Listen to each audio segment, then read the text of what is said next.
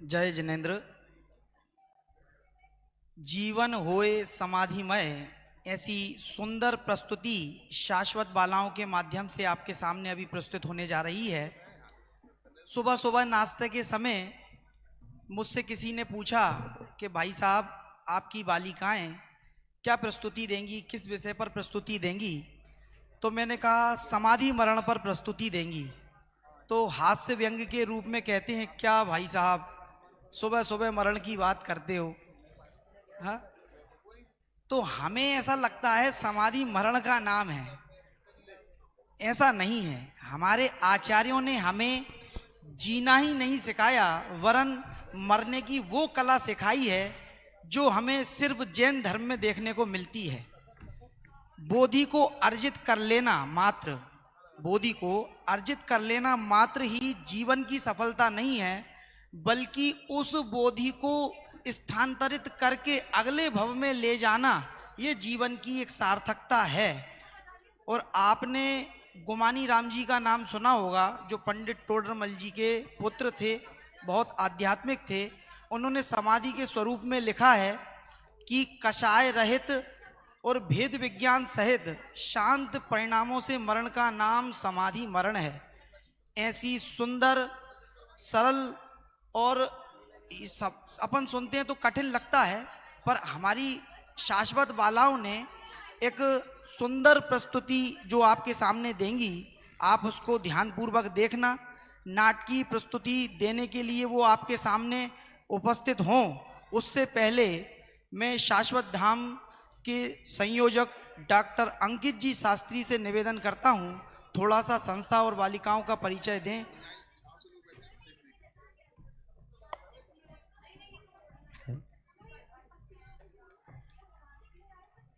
बोलिए शाश्वत तीर्थ समेत शिखर सिद्ध क्षेत्र की। निश्चित ही आप सभी आज हम सभी के समक्ष जो सुंदर नाटिका प्रस्तुत होने वाली है, उसका संक्षिप्त परिचय अभी आपके समक्ष पंडित अमित जी शास्त्री ने दिया। मेरे हिसाब से यहाँ उपस्थित जितने भी साधर्मी गण हैं, उनमें से कोई भी व्यक्तित्व ऐसा नहीं होगा कि जो शाश्वत धाम से अपरिचित होंगे।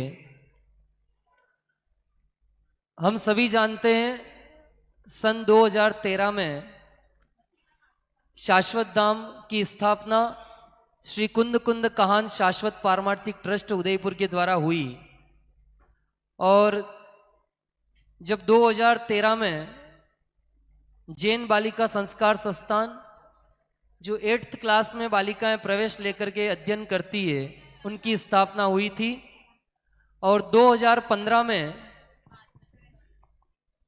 देश में बालिकाओं को शास्त्री करने के लिए एक भी महाविद्यालय नहीं था। उस परिस्थिति में देश का पहला बालिकाओं के लिए शास्त्री महाविद्यालय की स्थापना 2015 में हुई थी। और मुझे बताते हुए बहुत गौरव है कि वर्तमान में पूरे देश के 8 स्टेट की 108 बालिकाएं शाश्वत धाम में अध्ययन कर रही है।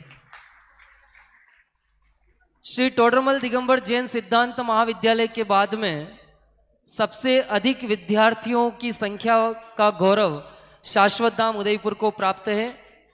हम सभी जानते हैं कि आज लौकिक में हमारे घर में रहने वाले बालक हो या बालिका हो, वो कितने समय इन धर्म के कार्यों में अपना समय देती है। लेकिन यह बहुत गौरव का विषय है कि आज इस भौतिकता की चकाचौंध में भी प्रतिदिन लगभग 10 घंटे ये बालिकाएं जैन दर्शन के सिद्धांतों का अध्ययन और अध्यापन करती है। अभी सम्मेद शिखर यहाँ पर बालिकाएं पहुंची है। मैं आपको बताना चाहता हूं कि पिछले 2 महीने पूर्व जब मेरे पास में आदरणीय महिपाल जी भाई साहब का फोन आया था, सूचना मिली कि बालिकाओं को सम्मेद शिखर में एक नाटक प्रस्तुत करना है। और कार्यक्रम इतने ज़्यादा थे इन बहनों के कि पिछले 1 महीने से लगातार कोई न कोई कार्यक्रम या इनके कोई एग्जाम से रिलेटेड शेड्यूल है, और आने वाले 17 जनवरी तक ये बिजी हैं। चाहे वो सतपथ का कार्यक्रम हो, चाहे ढाई द्वीप में लगने वाला बाल संस्कार शिविर हो, चाहे शाश्वत धाम में जो शिविर हो, अभी भोगांव में जो पंच कल्याणक होने वाला है वहां पर भी बालिकाएं गोष्ठी और नाटक के लिए जाने वाली है। इसी बीच में जो जयपुर में राज्य स्तरीय का संस्कृत सलाह का कंपटीशन होने वाला है उसमें भी बालिकाएं जाने वाली है। इस प्रकार अति व्यस्ततम कार्यक्रम में से, और जैसा कि आपको बताइए विराग जी ने भी, कि पहली बार इन्हीं बालिकाओं के द्वारा इस नाटक का मंचन हो रहा है। जिनवाणी में नाटक प्रस्तुत करने की अनेक विधाएं हमारे अनुयोग के द्वारा, लेकिन शायद कितने सालों पहले किन्हीं के द्वारा निमित्त उपादान का नाटक किया गया जो अदालत लगा करके प्रस्तुत किया जाता था। तो इसी सोच के साथ में कि क्यों ना द्रव्यानुयोग के सिद्धांतों को भी हम जनमानस के अंदर इन नाटक के माध्यम से पहुंचाया जाए, इसी परिकल्पना के साथ में यह जीवन होए समाधिमय नाटक यहाँ पर होने वाला है। मैं यहाँ उपस्थित सभी विद्वान वर्ग से भी एक निवेदन करना चाहूँगा कि चूंकि यह नाटक पहली बार होने वाला है और भविष्य में इसको बहुत सुंदर तरीके से प्रस्तुत किया जाएगा, तो इसमें यदि किसी भी प्रकार का सुझाव होवे तो आप वो भी नाटक के पश्चात में अवश्य हम सभी को देवें, जिससे इसमें सुधार किया जा सके। नाटक पहली बार हो रहा है, साथ साथ में एक तकलीफ और है, चूंकि बालिकाओं के द्वारा हो रहा है और नाटक के साथ साथ कुछ बालिकाएं ऐसी है कि जो अभी मंच पर पहली बार आएगी, क्योंकि हम सभी जानते हैं कि महिलाओं को अनेक प्रकार की शारीरिक समस्या होती है और इसमें जो मुख्य पात्र करने वाली बालिकाएं हैं वो लगभग सभी बदल चुकी है शाश्वत धाम से निकलने के बाद में। तो हमको नहीं पता है, सर्वज्ञ को पता है कि आज की ये प्रस्तुति जो होगी वो किस प्रकार से होगी, लेकिन हम सभी इस जिनवाणी के रसास्वादन लेवें और निश्चित रूप से हम सभी इस नाटक को देखें। और ये शाश्वत धाम संचालित करने में जिन हमारे सभी ट्रस्ट परिवारों की महत्वपूर्ण भूमिका है, हमारे यहाँ पर संस्थापक ट्रस्टी आदरणीय महिपाल जी भाई साहब उपस्थित हैं, बीडी जैन साहब उपस्थित हैं, अजीत जी वडोदरा उपस्थित हैं, और भी जो सारे ट्रस्टी हैं उन सभी का भी बहुत बहुत हार्दिक आभार। और अब बिना किसी विलंब के हम सीधा चलते हैं आज की जो सुंदर प्रस्तुति होने वाली है, जीवन होए समाधिमय।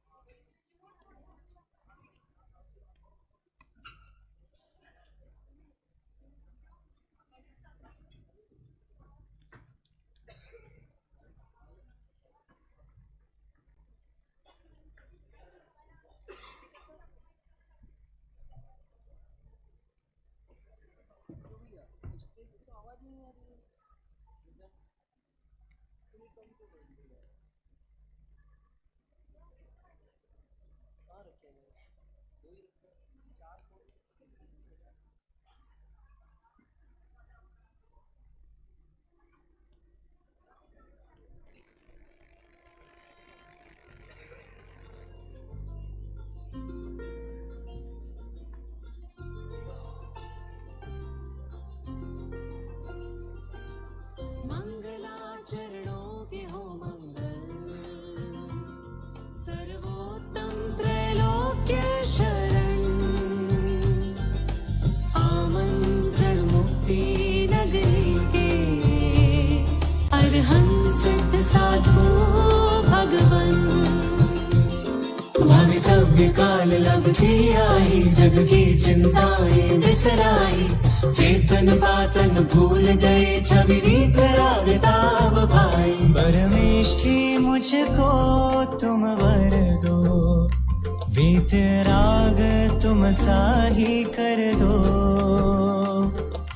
चरण शरण शरणागत को दे, मंगल आचरणों से भर दो।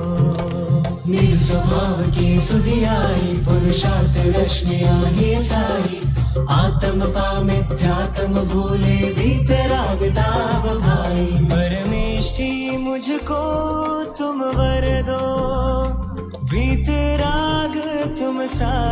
कर दो।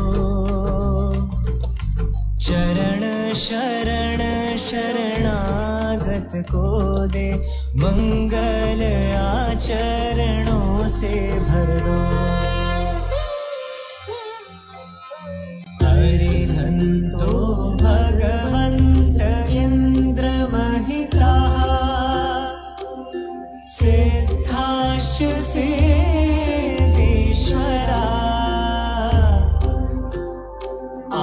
आचार्यः जिन शासनोन्नति करा, पूजा उपाध्यायना।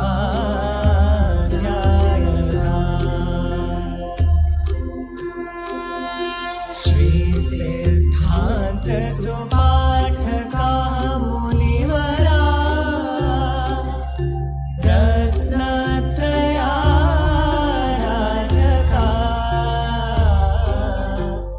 पंचैते परमेष्ठिनः प्रतिदिनं, कुर्वन्तु ते मङ्गलम्।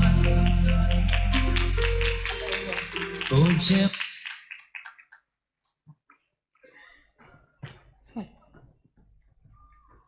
जिन महान पवित्र जैन धर्म के आराधकों के जीवन से हमें जीवन जीने की प्रेरणा मिलती है, जिनका जीवन हमें दृढ़ता के साथ जीवन जीने को सार्थक करने की कला सिखाता है। संपूर्ण जीवन में चाहे कितने ही उतार चढ़ाव हो, चाहे अच्छा हो, बुरा हो या फिर मरण ही क्यों ना हो, परंतु जिन परिस्थितियों से पूरा लोक हर्षित होता है या भयभीत होता है, ऐसी जीवन की घटनाओं को जो संभाव से स्वीकार करते हैं, सप्तव्यसन, असदाचार, अनैतिकता की छवि भी जिनके आचरण में दिखाई नहीं देती है, सप्त भय भी जिनसे भयभीत हैं, ऐसे जिन धर्म के श्रद्धानी जीवों की श्रृंखला में आज एक ऐसे ही व्यक्तित्व के जीवन के अंश हम आपके सामने रख रहे हैं। हमने पुराण पुरुषों की कथा तो बहुत सुनी है, पर आज हम हमारे और आपके जैसे ही सामान्य व्यक्ति के जीवन की कहानी सुनेंगे। ये कहानी किसी और की नहीं, बल्कि उस शब्द की है जिसको सुनते ही मात्र मृत्यु ही हमारे सामने आती है। उस समाधि का अर्थ केवल मरण समय की क्रियाएं सुधारना नहीं है, अपितु संपूर्ण आयु पर्यंत अपने भावों को संभालते हुए परिणामों को सहज बनाए रखकर अपने जीवन को एक आदर्श जीवन बनाना है। आदि व्याधि उपाधि के समय में भी सहज रहना ही समाधि है। तो चलिए प्रस्तुत है नाटिका जीवन होय समाधिमय, जीवन होय समाधिमय।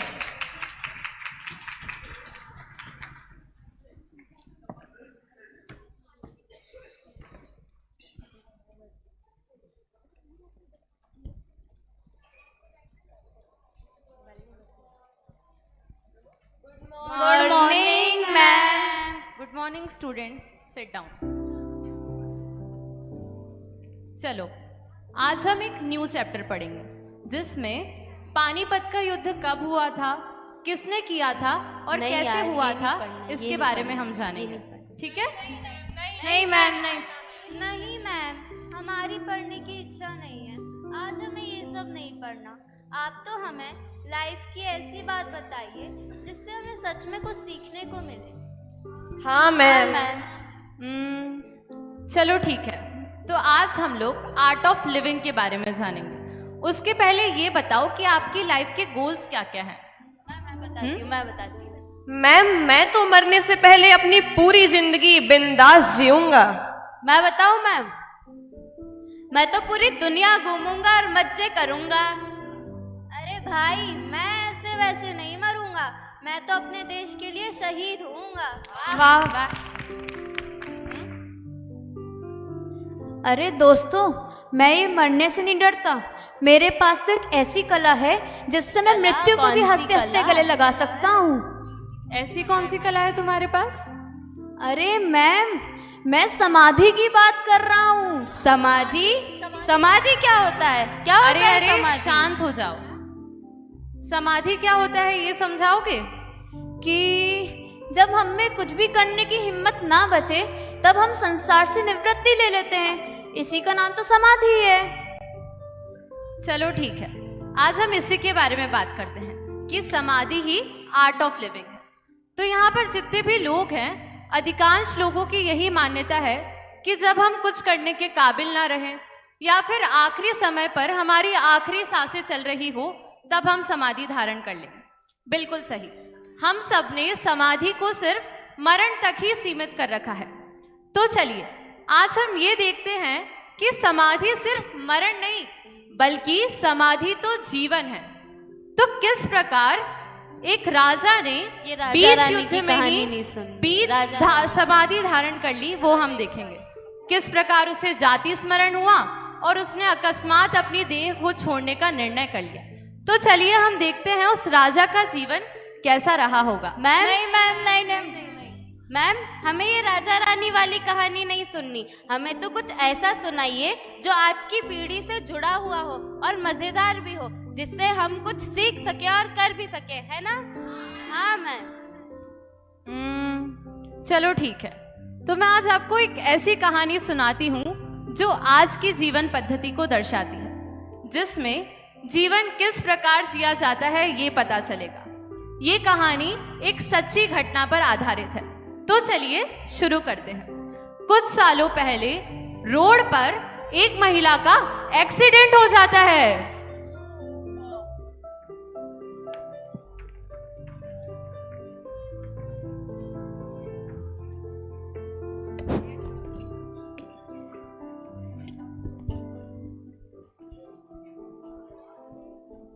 हेलो जी हाँ, मैं एकता का पति बोल रहा हूँ, बोलिए। क्या? किस हॉस्पिटल में? जी मैं अभी आता हूँ।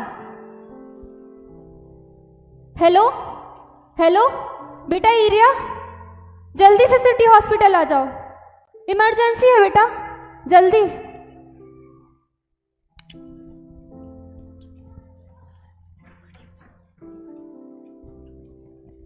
क्या हुआ पापा? क्या हुआ? क्यों बुलाया मुझे यहाँ पर? बताओ ना पापा, बात क्या है? कोई बीमार है क्या? क्या हुआ पापा? डॉक्टर अंकल आप ही बता दीजिए ना, हुआ क्या है? पेशेंट की हालत बहुत ही खराब है। जब तक होश नहीं आ जाता तब तक हम कुछ भी नहीं कह सकते। यदि अभी कुछ भी कहा तो कोमा में जाने के चांसेस हैं और फिर बचाना मुश्किल हो जाएगा। ऐसा मत कहिए डॉक्टर, वो बहुत हिम्मत वाली है। आपको जो ठीक लगता है कीजिए, बस इसकी मम्मी को बचा लीजिए डॉक्टर, प्लीज डॉक्टर। पापा हुआ क्या है? मम्मी को बताओ ना, क्या बात है पापा, प्लीज। बेटा तू शांत हो जा, सब ठीक हो जाएगा। मुझे मम्मी से मिलना है अभी। कहाँ पर है वो? बताओ ना, क्या हुआ है उनको? बेटा जब तुम्हारी मम्मी मंदिर से आ रही थी तब वहीं रास्ते में कार से उनका एक्सीडेंट हो गया, और जब तक उनमें से किसी ने हमें फोन करके बताया तब तक बहुत देर हो चुकी थी। अब पता नहीं क्या होगा, पर तू चिंता मत कर, सब ठीक हो जाएगा, सब ठीक हो जाएगा। कितनी अच्छी थी, अभी उसकी उम्र ही क्या हुई थी और ऐसी हालत हो गई। हाँ, अभी तो उसके बच्चे भी छोटे छोटे थे, पता नहीं उनका क्या होगा। अभी तो उनकी शादी भी नहीं हुई थी। रोज स्वाध्याय करती थी, मंदिर में भी कुछ ना कुछ कराती रहती थी, उसी के कारण तो इतना धार्मिक माहौल था। अब देखो कैसी हालत हो गई। दीदी मुझे भी यही चिंता सता रही है, पता नहीं उनके बच्चों का क्या होगा। कितने अच्छे संस्कार दिए उसने अपने बच्चों को, पता नहीं उन्हें संस्कारित घर मिल भी पाएगा या नहीं। ये तो ठीक है, उसने इतना सहज जीवन जिया, पर मरण समय में वह समाधि धारण कर भी पाएगी या नहीं? अरे उसका तो पूरा जीवन ही समाधिमय था। एकता हमेशा कहती थी जीवन समाधि में होना चाहिए। कितने अच्छे विचार थे उसके, लेकिन कर्म का उदय किसी को नहीं छोड़ता। सच ही कहा है, स्वयं किए जो कर्म शुभाशुभ फल निश्चय ही वे देते।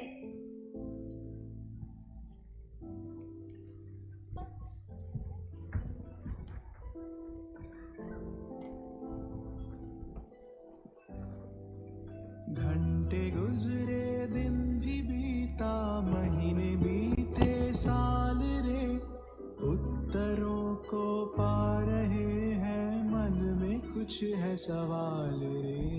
मन के सारे सवालों के उत्तर कहाँ से पाएंगे, देखते हैं रास्ते ये अब कहाँ ले जाएंगे।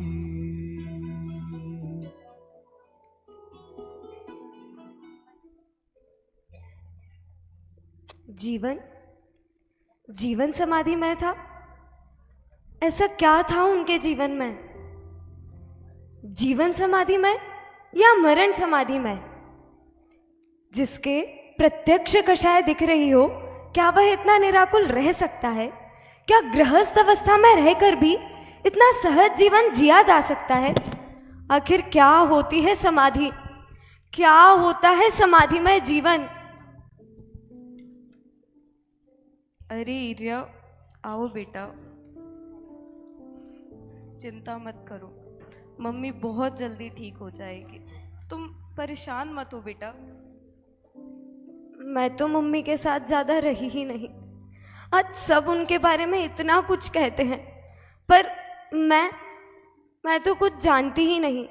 सब कहते हैं कि उन्होंने अपना पूरा जीवन समता में, शांति में, निडर होकर जिया, पर मैं तो कुछ जानती ही नहीं। नानी, जीवन वो कैसे समाधि में हो सकता है? क्यों नहीं हो सकता बेटा, मुख्यतया तो जीवन ही समाधि में होना चाहिए। पर मैंने तो सुना है कि मरण ही समाधि में होता है। पर आप पहले ये बताइए कि आखिर समाधि क्या होती है? बेटा, तुमने कभी समाधि के बारे में पढ़ा है? हाँ, पढ़ा है ना। एकासन करना, उपवास करना और पूरी दुनिया से दूर अकेले बैठे रहने का नाम ही तो समाधि है। सब यही सोचते हैं कि खाना पीना छोड़ने का नाम ही समाधि है, पर वास्तव में समाधि की सही परिभाषा ये नहीं है। तो फिर क्या है? खाना पीना तो बहुत लोग छोड़ देते हैं, एकांत में भी बहुत लोग रह लेते हैं, तो क्या सबने समाधि ले ली? नहीं ना। समाधि तो सहजता से, समता से, शांति से जीवन जीने का नाम है। जब भी, जहाँ भी और जैसी भी परिस्थिति बने, उसे सहर्ष स्वीकारने का नाम समाधि है। पता है बेटा, तेरी माँ ने मुझे एक बार श्री पुरुषार्थ सिद्धि उपाय ग्रंथ पढ़ाया था। उसके 175वें छंद में आया था, में कैव समर्था धर्म स्वम में मया समम नेतुम सततमिति भावनीया पश्चिम सल्लेखना भक्त्या। संसार के कारण मिथ्यात्व और क्रोधादि कषाय हैं, और इन सभी के निमित्त कारण आहार आदि परिग्रह में इच्छा होती है। इन सभी अंतरंग और बहिरंग परिग्रह का त्याग करना ही समाधि है। तेरी माँ ने ही मुझे ये पढ़ाया है, और उसी की वजह से मेरी स्वाध्याय में रुचि लगी। यदि हम पूरे जीवन भर बस इन्हीं बातों पे ध्यान देंगे तो अपनी जिंदगी के मजे कैसे ले पाएंगे? मुझे तो कुछ भी समझ नहीं आ रहा है। चलो मैं समझाती हूँ। जैसे तुम अपने फाइनल एग्जाम की तैयारी पूरे साल करती हो या उसी समय करती हो? बस पूरे साल, तभी तो पास हो पाती हूँ ना मैं। वैसे ही बेटा, जीवन भी एक वार्षिक परीक्षा है। जिसकी तैयारी पूरे जीवन करनी होती है। मात्र मरण समय में समाधि नहीं होती, और उसी जीवन को जीने का नाम समाधि है। बस खाना पीना छोड़ने का नाम समाधि नहीं है। जीवन को समता से, सहजता से और शांति से जीने का नाम समाधि है। वो पंक्तियां याद है तुम्हें बेटा, जो एकता याद करवाती थी, सहजता वाली? सहज जीवन है। हाँ हाँ, सहज जीवन है सहज समाधि, न जिसमें आदि व्याधि उपाधि। समाधि है सुखमय जीवन, मरण का उससे क्या संबंध। तो क्या मम्मी हमेशा से ही ऐसी थी? हाँ, तेरी मम्मी हमेशा से ही ऐसी थी। जब वो 10 साल की थी ना, तब भी बहुत धार्मिक विचारों वाली थी। चलो, मैं तुम्हें तुम्हारी मम्मी के बचपन का एक किस्सा सुनाती हूँ।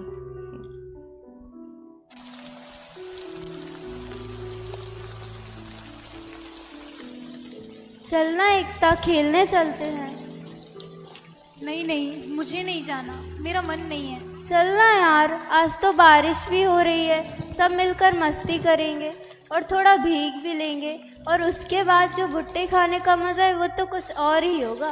नहीं नहीं, मुझे नहीं जाना, तुम जाओ। चलना यार। मैंने कहा ना, मुझे नहीं जाना, तुम जाओ। ठीक है।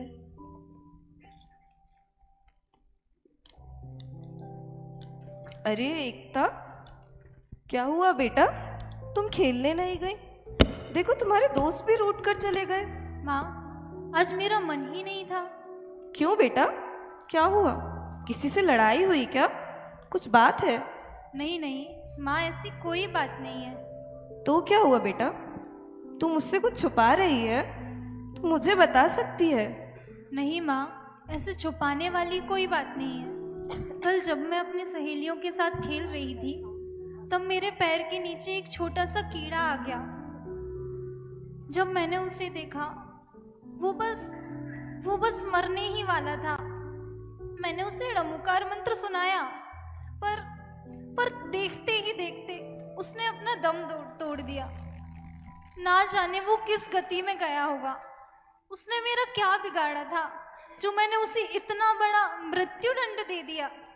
माँ, आज मुझसे एक त्रस्त जीव की हत्या हुई है, और किसी को मारकर मैं कैसे खुश रह सकती हूँ?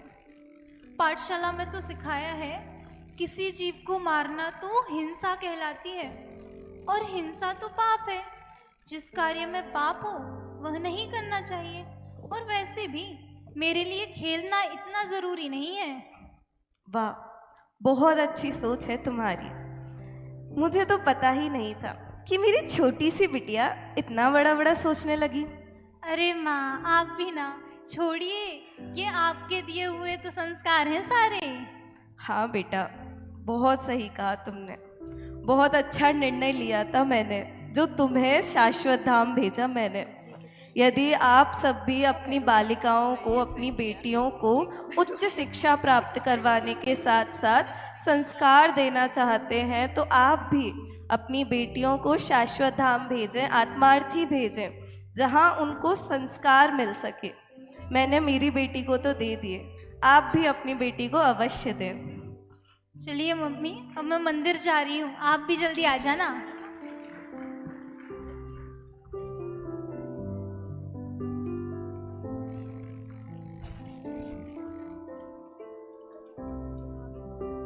कैसी सुंदर जिन प्रतिमा है, कैसी सुंदर जिन प्रतिमा है, कैसा सुंदर है जिन रूप।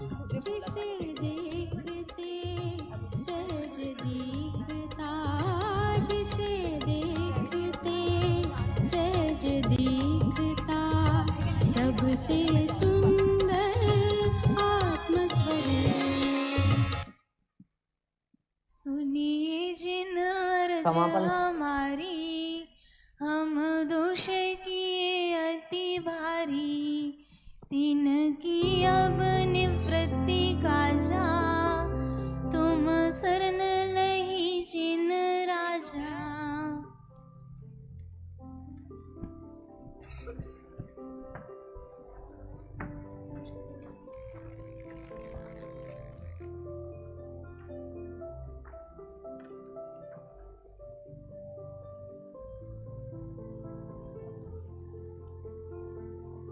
समारोह की तैयारी कर रहे हैं। क्योंकि बहुत काल बीत गया और न मालूम इस जीवन की शाम कौन से समय आ जाए, ये जीवन कब ढल जाए, ये जीवन कब पूरा हो जाए, कुछ भरोसा नहीं है। इसलिए समय अंत का आने के पहले पहले हमें अपने जीवन का उद्धार कर लेना चाहिए, हमें आत्मकल्याण कर लेना चाहिए। मैं प्रतिज्ञा करती हूँ, मैं अपना सिर्फ अंत समय नहीं, पूरा जीवन समाधि में जीऊंगी।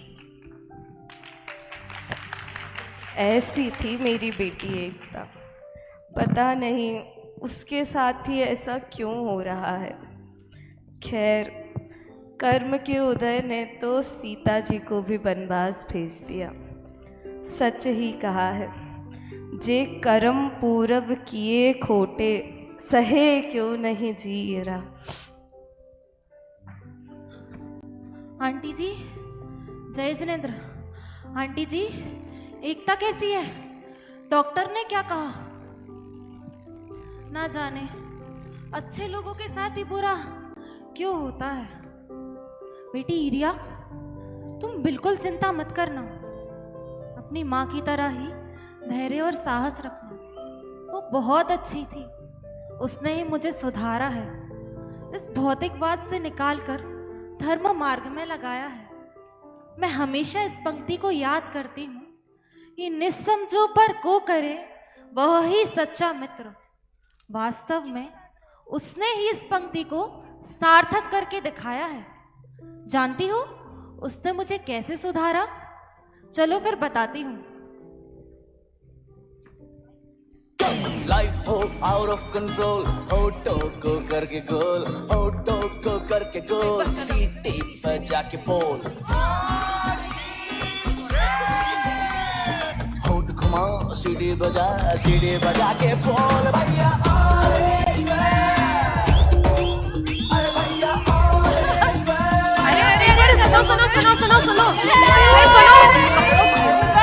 सुनो भाई सुनो। अरे भाई सुनो आज की ताजा खबर। अगर तुम लोग सुनोगे तो तुम्हारे तो कान ही खड़े हो जाएंगे। ऐसी क्या बात है भाई, बता ना। कुछ कॉलेज की छुट्टी वुट्टी लगने वाली है क्या? क्या हुआ, किसी ट्रिप पर लेके जा रहे क्या? अरे नहीं भाई, अभी हमारा जो 2 दिन पहले एग्जाम हुआ था ना, उसका पेपर लीक हो चुका था। अब हमें वो एग्जाम फिर से देना पड़ेगा। क्या? ऐसा कैसे हो सकता है? इतनी हिम्मत किसमें जो प्रिंसिपल के ऑफिस में जाकर चोरी करे भाई? पता नहीं यार किसने चोरी की है, पर मुझे तो लगता है कि अपने सेक्शन से ही किसी ने चोरी की है। वैसे भी जांच पड़ताल तो चल ही रही है और कैमरे भी चेक होने वाले हैं। मुझे तो लगता है तू होगी। अरे और कौन होगा? कौन चुरा सकता है? वो होगी वो, हाँ एकता होगी। उसने चुराया होगा पेपर। वो हमेशा मंदिर में ही बैठी रहती है और सबको फालतू का ज्ञान बांटती रहती है, और इसके बावजूद भी हमेशा फर्स्ट आती है। हाँ, उसने ही चुराया होगा पेपर, उसी ने चुराया होगा, उसी ने चुराया होगा। चोर है वो एकता, है ना? चोर है, चोर है, चोर। हाँ हाँ, वो सब टीचर्स की चमची भी है।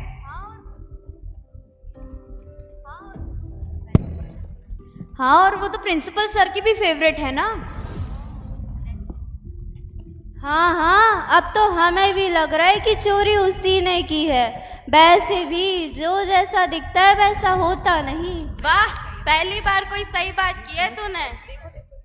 देखो देखो, आ गई चोर। चोर कहीं, चोर कहीं की। पूरी चोर इसी ने चुराया है। एकता चोर। अरे क्या हुआ? तुम लोग मेरे बारे में कुछ कह रहे थे, कुछ हुआ है क्या? देखो तो इसे, कितनी भोली बन रही है, जैसे कुछ पता ही ना हो। बस बस, इतनी भोली भी मत बनो। हम सबको पता है कि पेपर तुम ही ने चुराया है। अब तुम्हारे कारण हमें फिर से पेपर देना पड़ेगा। और क्या? क्यों भाई? हाँ भाई, शायद तुम लोगों को कुछ गलत फहमी हुई है। चोरी जैसा महापाप करने का तो मैं सपने में भी नहीं सोच सकती। बस बस, अब ये ढूंढना प्रिंसिपल सर के सामने दिखाना, तुम्ही ने पेपर लीक किया है। अब अपने लिए नया कॉलेज ढूंढना शुरू कर दो। हाँ हाँ, जाओ जाओ जाओ, निकलो यहाँ से। चलो। अरे ये क्या, आज सब मुझे एक चोर की दृष्टि से देख रहे हैं। जो पाप मैंने किया ही नहीं, जिसको करने का तो क्या सोचने तक की हिम्मत मुझ में नहीं है, और आज उसी के कारण मैं अपमानित हो रही हूँ। निश्चित ही मेरे ही पूर्व में मैंने ही कुछ ऐसे अपराध किए होंगे जिनका फल आज मुझे भुगतना पड़ रहा है। हे भगवान, मैं अपने किए का प्रायश्चित करती हूँ। अरे पाप की मदमाती काली रातों में तुम बेहोश रहे मद पी पी कर जहरीले, और पुण्य के मधुर दास की धवल निशा में तूने अपना रूप निहारा गर्वीले। गर्म और ठंडी श्वासें पाप पुण्य की, अरे मृत्यु की अगवानी है, अमन नहीं है। विस्मय होता रे तेरे उन विश्वासों पर।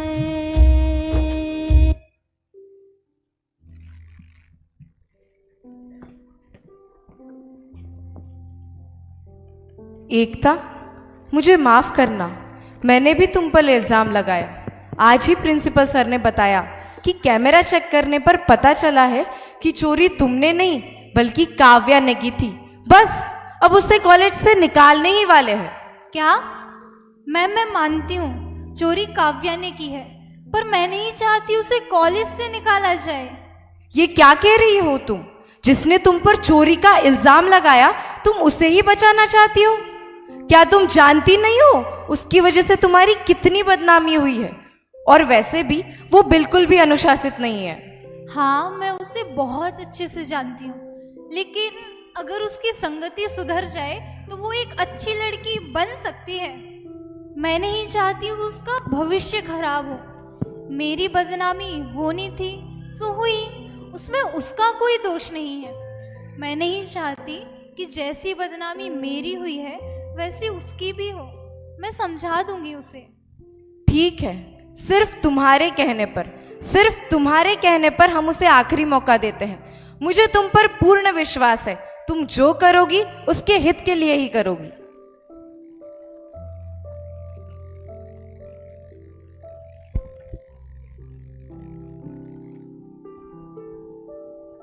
अरे दोस्तों, चलो ना कैंटीन चलते हैं, कुछ खाकर आएंगे। चल निकल यहाँ से, चोरी कहीं की। अरे लेकिन चोरी तो एकता ने की थी ना। बस बस, अपना झूठा नाटक बंद कर। चोरी खुद करती है और दूसरों पर नाम लगाती है। पर अब तू अपने लिए नया कॉलेज ढूंढ ले, हमें नहीं जानना है इसके साथ। चलो। अरे क्या हुआ काव्या, आज अकेले? तुम्हारे दोस्त कहाँ गए? दिख नहीं रहे वो। बताओ कहाँ गए वो?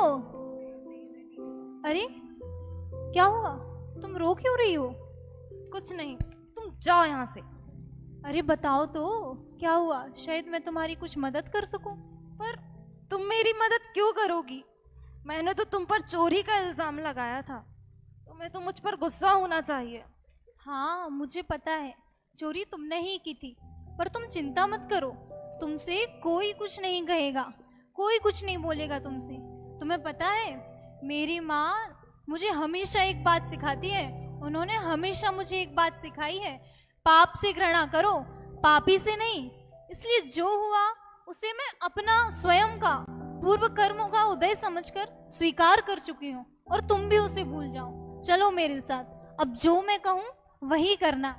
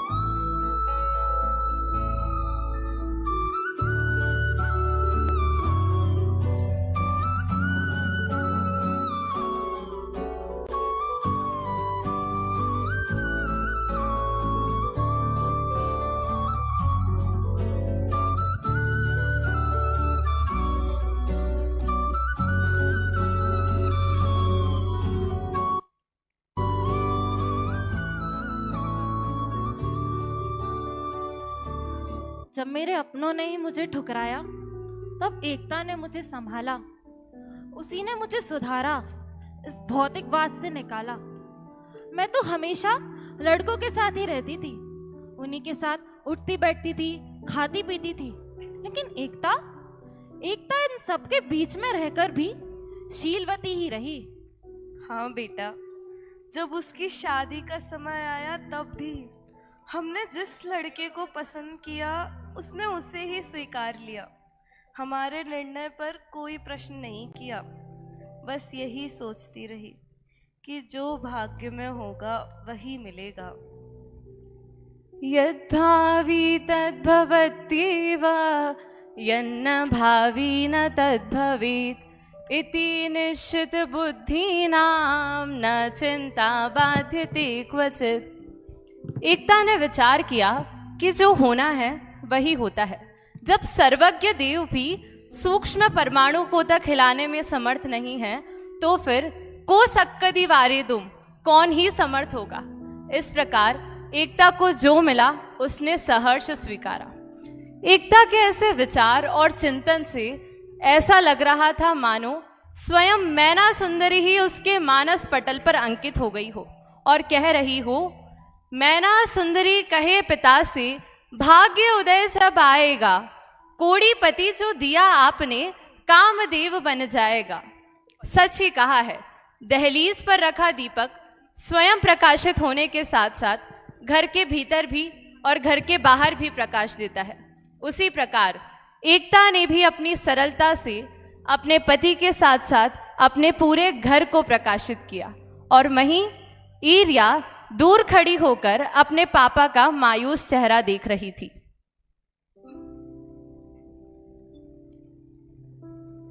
पापा, आप चिंता मत करो, सब ठीक हो जाएगा। मम्मी तो स्वयं ही अपने परिणामों की संभाल करने में समर्थ है। आप चिंता मत करो पापा।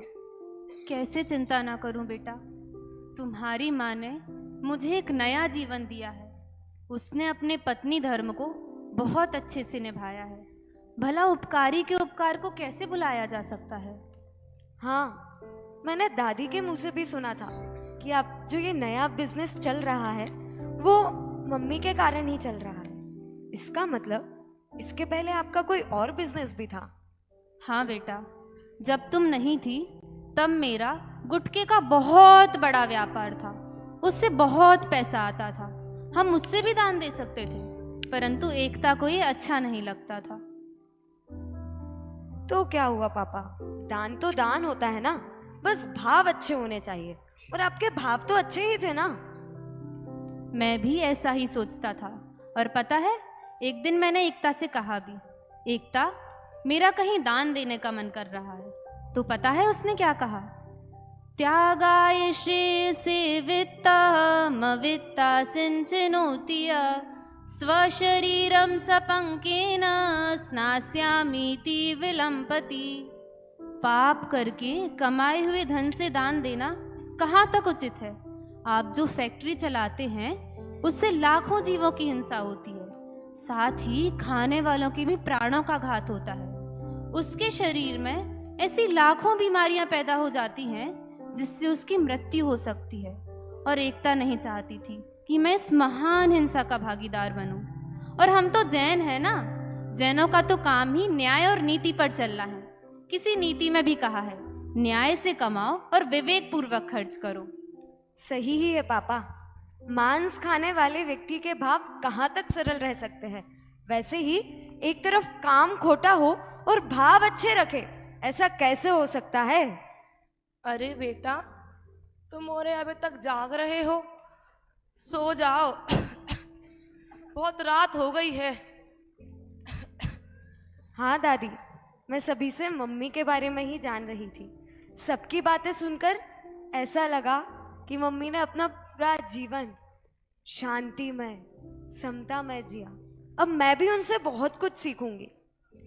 हाँ बेटा, तुम ठीक कह रही हो। एकता बहुत समझदार है, सबने तुम्हें उसके बारे में बहुत कुछ बताया होगा। चलो एक आध बातें हम ही बता देते हैं।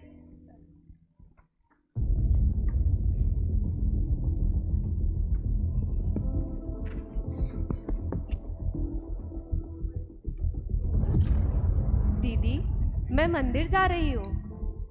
हाँ चले जाइयो, पहले काम तो कर दो। हाँ दीदी। का एकता तना कहते आइयो जे किचन में जाके चने में से कुकर, अरे कुकर में से चने, हे भगवान इतने काम हैं कि शब्द भी सही नहीं निकल रहे। तना किचन में जाके कुकर में से चने तो निकाल आओ। हाँ दीदी बस आई। हाँ पहले हमारा काम कर दो, जी कपड़ा रखे हैं इन्हें सुखाए आओ। दीदी मैं आप लोगों के सारे काम कर दूंगी, पहले मैं मंदिर हुआ हूँ। जब देखो जब तुम्हें मंदिर जावे की पड़ी रहते, तना घर के काम काज तो कर दो करो। ठीक है दीदी, पहले मैं काम ही कर देती हूँ, बाद में मंदिर चली जाऊंगी। काहे अवेलो नहीं आ पाई हमारा काम करवे। दीदी कोई काम करत रहे तो कहूँ हमारे काम भी कर दो करे, पहले हमारा काम कर हूँ। कौन सा काम कर दो हम, पहले हमारा काम करे वे। हाँ पहले हमारा काम करेंगी, हम बड़े हैं ना, पहले हमारा काम करे। हाँ ठीक है, इनको काम हो जाए तो हमारा काम करवे आ जाए। ठीक है जी दीदी। कछु सीखो हमारी छोटी बहू से, बा मंदिर जात है, दिन भर पूरा काम करत है, और एक तुम्हारे दिन भर लड़त रहत हो। कछु सीखो ओसे, कितनी शांति से सब कछु काम करत है बा। जी और उन्हीं के गुड़गा उतरत है। हाउ बा मंदिर जात है, धर्म कर्म करत है, तो बिल्कुल वो सर पे चढ़ा के रखे हैं। चलो तो दीदी सुने जी सासू माँ अपनी लाडली बहू से क्या कह रही हैं। चलो चलो। काहे एकता तुमने काहे करो उन औरों को काम, तुम्हें मंदिर जाने तो तुम मंदिर चली जाती, तो ना बोल वो भी सीख लो अब तुम। माँ जी अगर मैं उनका काम नहीं करती तो झगड़ा बढ़ जाता और अशांति फैल जाती, और मैं नहीं चाहती कि मेरी वजह से किसी की कशाय बढ़े। ठीक है, अब तुम्हें जो सही लगे सो कर लो। माँ जी मैंने काम तो कर दिया है, अभी मैं मंदिर जा रही हूँ। हाँ चलो हम भी चल रहे हैं। क्या तो ठीक रही है। हाउ स्वाध्याय को फल आए तो भाव भी इतना ही अच्छे हुई हैं। चलो हम अपने काम खुद ही करें ले रहे। चलो चलो। ऐसी है हमारी एकता। तुम्हारी दोनों ताई जी तो दिन भर बच्चों की तरह लड़त रहती, और एकता सबसे छोटी होने पर भी सबसे समझदार थी। अगर वो ना होती तो अपने घर को हाल भी औरों के घर के जैसे ही हो, तो सब दुखी ही रहते, लेकिन उसने बड़े शांत भाव से सब कुछ संभाला है। बहुत अच्छी है वह। अरे सुनिए जैन साहब, आपकी पत्नी को होश तो आ गया है, परंतु उनके पास समय बहुत कम है। अगर आप कहें और वो चाहें तो हम ऑपरेशन तो कर दें, फिर भी कुछ कहा नहीं जा सकता।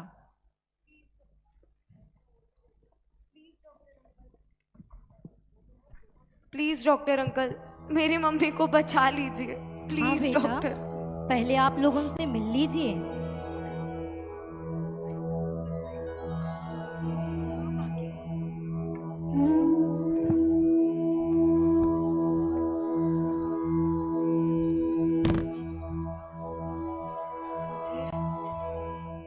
मुझे यहाँ क्यों लाया गया? मैंने कभी भी इन अभक्ष दवाइयों का सेवन नहीं किया, और अब मेरे अंत समय में तुम मुझे यहाँ ले आए। ऐसा मत कहो, यह तुम्हारा अंत समय नहीं है। सब ठीक हो जाएगा, सब ठीक हो जाएगा।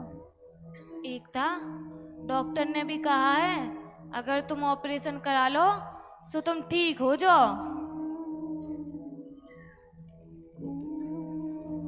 हाँ बस एक बार हाँ कर दो तो सब ठीक हो जाएगा। नहीं, बिल्कुल नहीं। मैंने तो बचपन में ही सोच लिया था कि मैं अपना मरण समाधि पूर्वक ही करूँगी, और मेरा तो अब यही विचार है कि दीदी छत्र छाया भगवन मेरे सर पर हो, मेरा अंतिम मरण समाधि तेरे दर पर हो, तेरे दर पर हो। ऐसा मत कहिए मम्मी, प्लीज ऑपरेशन करा लो ना, प्लीज मम्मी। नहीं, मैं नहीं चाहती कि मेरे कारण असंख्यात जीवों की हिंसा हो। मुझे यहाँ से ले चलो, मुझे यहाँ से कोई ऐसी जगह ले चलो जहाँ धर्मानुकूल वातावरण हो और मेरा मरण भी शांति पूर्वक हो सके। मुझे यहाँ से ले चलो। मैंने तो बचपन में ही ये सोच लिया था कि मैं अपना मरण भी समाधि पूर्वक ही करूँगी। मुझे यहाँ से ले चलो।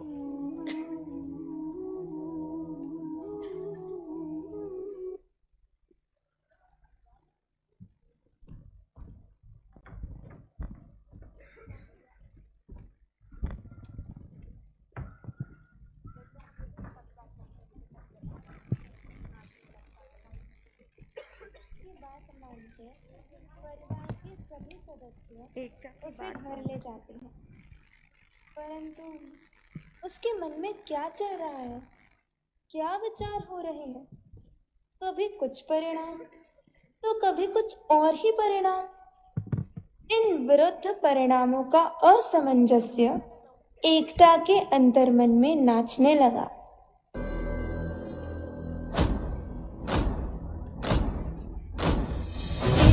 सुनो मेरी अभी न जाना कहीं, ये बंधु आसरा लिए है जान लो।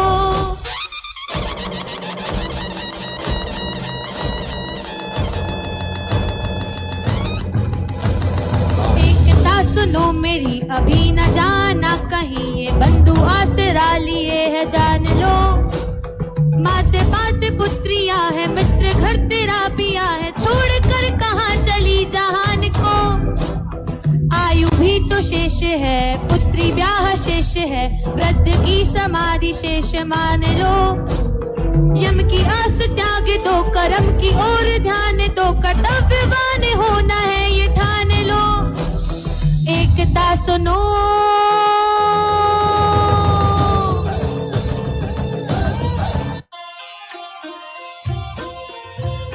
सेवा भी नेक की है रे तूने, ब्याह के सपने लगे और आने।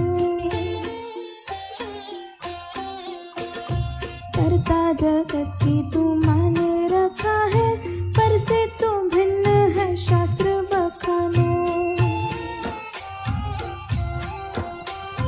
कायरो संबंधी मिथ्या जगत की रे,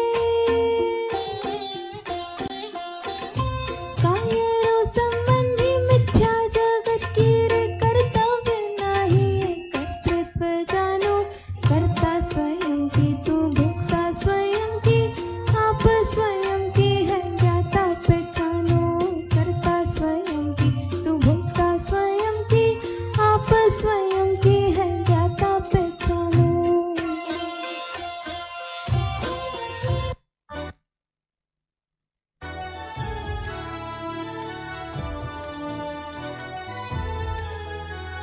सहज जानने का विकल्प भी नहीं करो तुम, पार पड़ेगी नहीं विकल्पों से है भाई।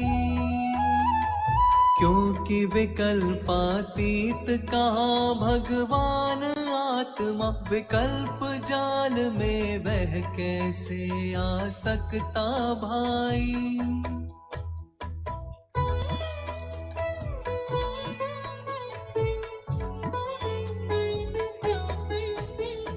सहज ज्ञान को सहज भाव से ही होने दो, सहज ध्यान को सहज भाव से ही होने दो। ज्ञान ध्यान में सहज से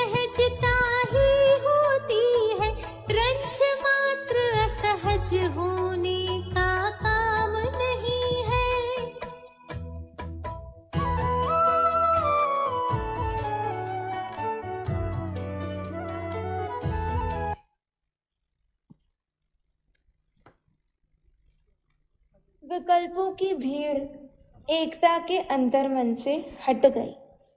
वह समाधि की चरम सीमा तक पहुंच गई। अब परिवार के सभी सदस्य एकता को समाधि पूर्ण संबोधन देते हैं। अरे रे चाह नहीं कुछ बात नहीं, माथे पर कोई। अरे आप सभी रो क्यों रहे हैं? ये शोक का प्रसंग नहीं, ये तो वैराग्य का प्रसंग है। ये मृत्यु नहीं, ये तो मृत्यु महोत्सव है। अगर हम सब भी ऐसे ही रोएंगे तो ये तो मम्मी की हार होगी ना, क्योंकि उन्होंने इतना समतामय जीवन जिया, हर परिस्थिति में संभाव रखा, न कभी स्वयं की कषाय बढ़ाई और ना ही किसी और की कषाय बढ़ाने में निमित्त बनी। वह तो निरंतर अपनी विशुद्धता ही बढ़ाती रही। मम्मी सबसे अलग है। सब तो यही सोचते हैं कि हम पूरे जीवन भर मजे कर लेंगे और अंत समय में धर्म कर लेंगे या समाधि धारण कर लेंगे, परंतु वे ये नहीं जानते कि आयु कब समाप्त हो जाए। कोई नहीं जानता। इसलिए मम्मी ने तो अपना पूरा जीवन ही समाधि में जिया, जिससे कभी भी कोई भी विपदा आ जाए उनका उसे कोई भय नहीं रहता था। इसलिए हमें अगर अपना भव व्यर्थ नहीं करना है तो हम भी ऐसे ही भाव पाएं। और एकता और ईर्या, तुम भूल गई मम्मी ने हमें क्या सिखाया था? हम सब हैं सम उनके, ना कर्मों का जोर, आनंदित हो निज में, ना हो मिथ्या शोर। चलना है अब रखना मोक्ष मार्ग में कदम, अंतर में ही जाकर बनना सिद्धो सम। यह समय तो हमें मम्मी को संबोधन देने का है।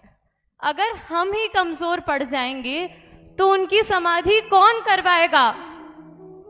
कह तो ठीक रही हो एकता। अभी तुम्हारे मन में अनेकों विचार चल रहे होंगे, पर ये समय उन विचारों को पोषण देने का नहीं है। ये समय तो सभी संबंधों से ममत्व तोड़ने का है और अपने ही नाम को सार्थक करते हुए अपनी आत्मा में एकत्व स्थापित करने का है।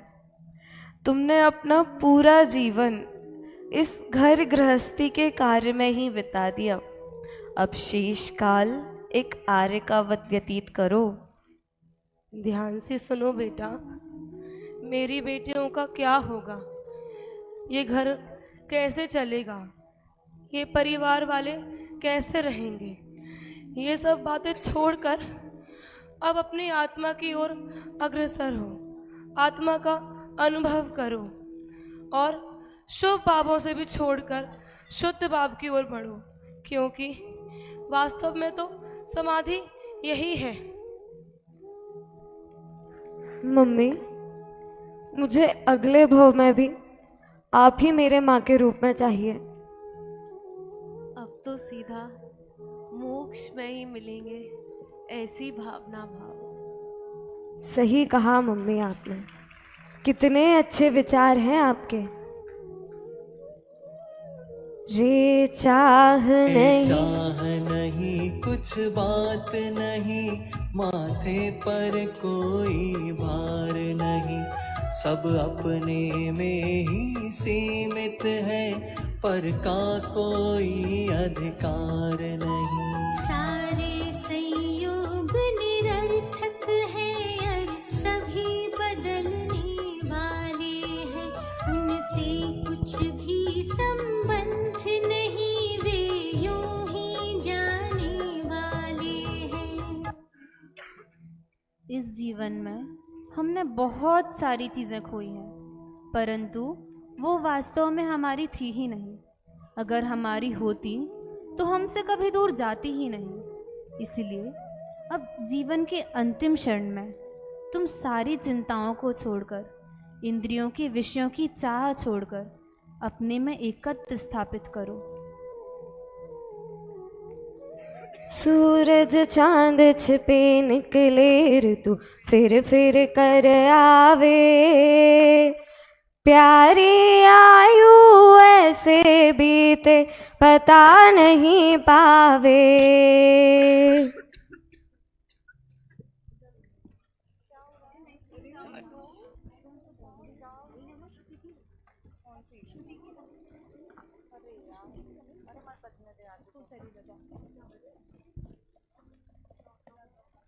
तू कितनी मनहर है, तू कितनी सुख कर है, सुपथ दिखलाती है ओ माँ, ओ माँ।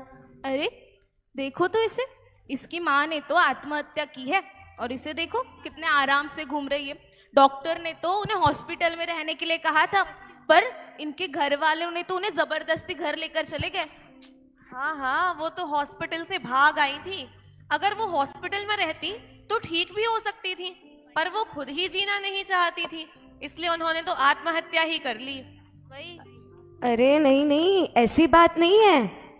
मम्मी ने आत्महत्या नहीं की थी। ये आत्महत्या नहीं, ये तो समाधि मरण है। तुम जानते भी हो समाधि कहते किसको है? किसे कहते हैं समाधि? मैं बताती हूँ समाधि क्या कहलाती है। अत्यंत शांत सुखमय जीवन की यह तो सहज अवस्था है, ना कुलता ना व्याकुलता, एकदम सजग अवस्था है। अरे क्या तुम्हें पता नहीं है कि कोर्ट में एक केस चला था जिसमें तुम्हारी सो कॉल्ड समाधि को आत्महत्या कहा है, और भारतीय दंड संहिता की धारा 306 और 309 में भी इसे बताया गया है। हाँ हाँ भाई, 10 अगस्त 2015 को उच्च न्यायालय ने एक याचिका पर निर्णय देते हुए यह कहा था कि जैन धर्म की संलेखना पद्धति आत्महत्या ही है। ये देखो।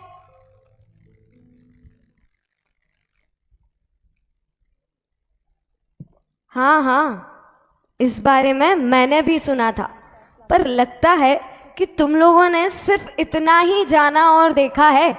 उसके बाद जानते हो क्या हुआ था? नहीं ना, मैं बताती हूँ क्या हुआ था। संविधान के अनुच्छेद 21 व 25 में प्रत्येक भारतीय को अपने धर्म को अबाध रूप से मानने, उसका आचरण एवं प्रचार करने का पूर्ण अधिकार है। लेकिन इससे समाधि का क्या लेना देना? अरे अरे बताती हूँ, रुको थोड़ा सब्र करो, आगे सुनना। समाधि और आत्महत्या में बहुत अंतर है। किसी भी दृष्टिकोण से समाधि को आत्महत्या की श्रेणी में नहीं डाला जा सकता। इन सभी आगम प्रमाणों का अध्ययन कर 31 अगस्त 2015 को देश के सर्वोच्च न्यायालय ने समाधि को आत्महत्या मानने वाले अपराध के फैसले पर रोक लगा दी है। अब तुम भी देख लो कि उस टाइम क्या हुआ था। उस समय अनेकों रैलियां निकाली गई, अनेकों आंदोलन आदि भी किए गए। उसके बाद क्या हुआ वो तुम ही देख लो। सलेखना आत्महत्या नहीं, आत्म साधना है। सलेखना आत्महत्या नहीं, आत्म साधना है। समाधि मरण नहीं, जीवन है। समाधि मरण नहीं, जीवन है। सलेखना आत्महत्या नहीं, आत्म साधना है। सलेखना आत्महत्या नहीं, आत्म साधना है। समाधि मरण नहीं, जीवन है। समाधि मरण नहीं, जीवन है। सलेखना आत्महत्या नहीं, आत्म साधना है। सलेखना आत्महत्या नहीं, आत्म साधना है। सलेखना आत्महत्या नहीं, आत्म साधना है। समाधि मरण नहीं, जीवन है। समाधि मरण नहीं, जीवन है। देखा तुमने? अब आगे से ये बात याद रखना कि जब भी जो भी बात सुनो उसको पूरा सुनना। अब समझ में आया कि हमारी समाधि आत्महत्या नहीं बल्कि आत्म साधना है। हाँ, आत्म साधना है।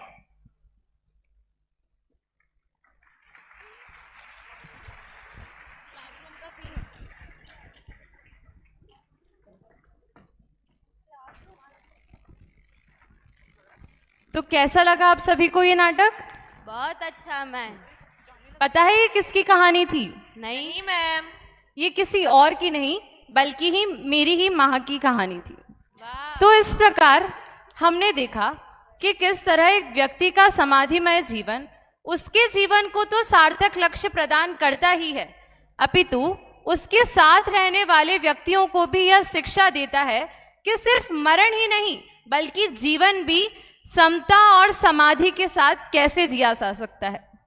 हो सकता है आप लोगों ने प्रत्यक्ष में ऐसे कई व्यक्तित्व देखे होंगे जो शायद अजैन हो या फिर जैन धर्म के ज्यादा ज्ञाता ना हो, फिर भी जैसा व्यक्तित्व हमने यहाँ पर दर्शाया है उससे कहीं ज्यादा नैतिक और सदाचारमय जीवन जीते हो। लेकिन हमारे जैन धर्म में मात्र बाहरी क्रियाओं की नहीं अपितु जीव के भावों की महत्ता है। समाधिमय जीवन होगा इसका अर्थ यह नहीं है कि उस व्यक्ति के जीवन में कोई हंसी मजाक नहीं होगा, बिल्कुल नहीं। उसका जीवन भी हमारे और आपकी तरह ही होगा, मात्र अंतर आएगा तो उसके उन भावों में और उसके हर परिस्थिति को देखने के नजरिए में, और उसके वही भाव उसे मोक्ष मार्गी बनाते हैं। अतः जीवन को समाधिमय बनाना ही जीवन को जीना है। जय जी।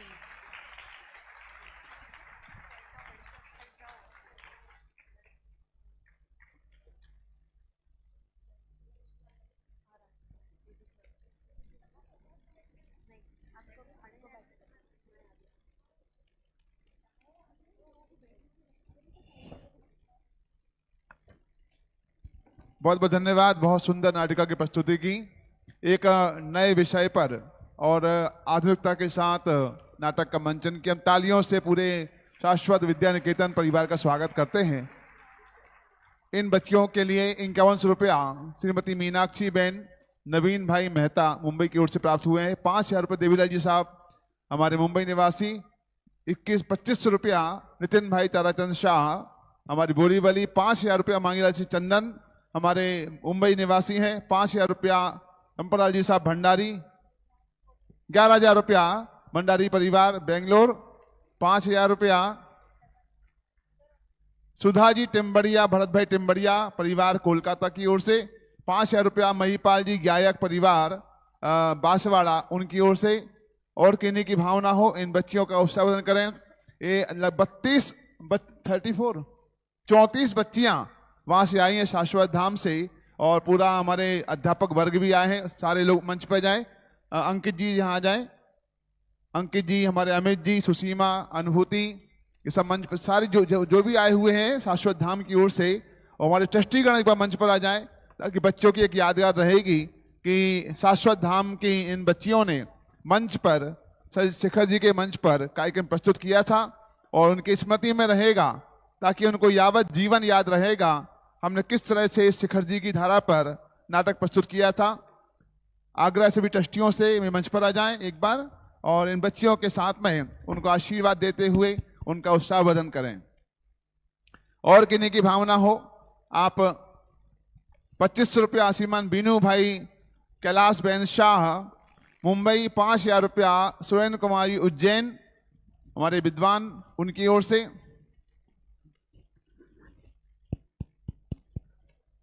5000 रुपया भूपेंद्र जी, कहां से? अंकलेश्वर। भूपेंद्र कुमार जी अंकलेश्वर 5000 रुपया। धन्यवाद। कल प्रातः ठीक 6 बजे से पौने 7 बजे तक पंडित संदीप जी मेहता उदयपुर का व्याख्यान होगा, और उसके बाद ठीक पौने 7 बजे से 7 बजे तक प्रक्षाल होगा। प्रक्षाल के पश्चात 7 बजे से रत्नात्रय विधान होगा। जिन किन्हीं की भावना हो कलश स्थापित करने की वे कल पधार सकते हैं।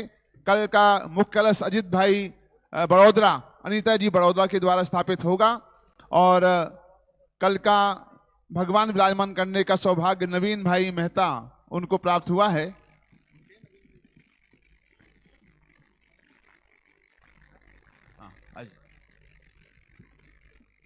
सुसीमा जी वहाँ की प्राचार्य हैं शाश्वत धाम की, और यहाँ पर अपने द्वारा आभार ज्ञापित कर रही हैं। हमारे विद्वान भी जाए मंच पर।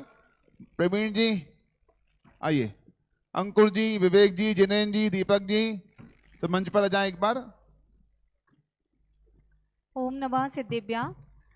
जीवन होए समाधि में यह नाटक प्रस्तुत किया गया श्री कुंद कुंद कहान दिगंबर जैन तीर्थ सुरक्षा ट्रस्ट द्वारा आयोजित 47वें आध्यात्मिक शिक्षण शिविर में शाश्वत धाम उदयपुर की बालिकाओं को जो आप सबने अवसर दिया, ट्रस्ट ने अवसर दिया, उसके लिए मैं बहुत बहुत धन्यवाद ज्ञापित करती हूँ एवं बहुत बहुत आभार।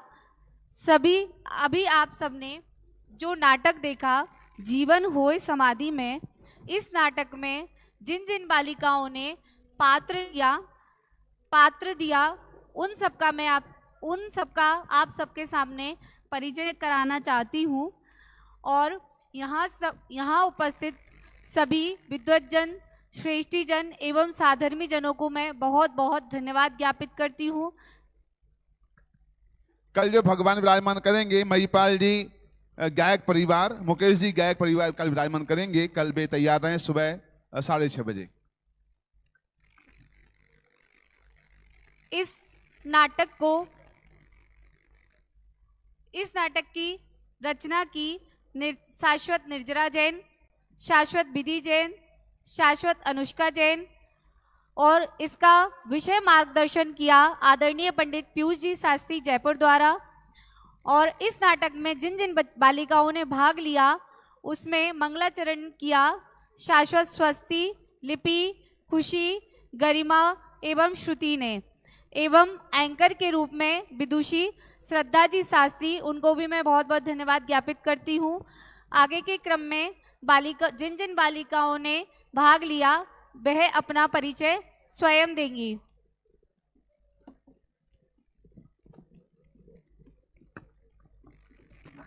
5,000 रुपया शरद कुमार जी नथालाल शाह, हिम्मतनगर, उनकी ओर से स्वीकृत है। बहुत बहुत धन्यवाद। और किन्हीं की भावनाओं, बच्चियों के उत्साहवर्धन के लिए आप अवश्य अपने नाम दे सकते हैं। पुनः धन्यवाद शाश्वत धाम ट्रस्ट को, पूरे विद्यालय परिवार को। श्रीमती अजरज देवी जैन, निहाल चंद जी जैन साहब जयपुर, पीतल फैक्ट्री जयपुर, उनकी ओर से राशि 11,000 की प्राप्त हुई है। बहुत बहुत धन्यवाद।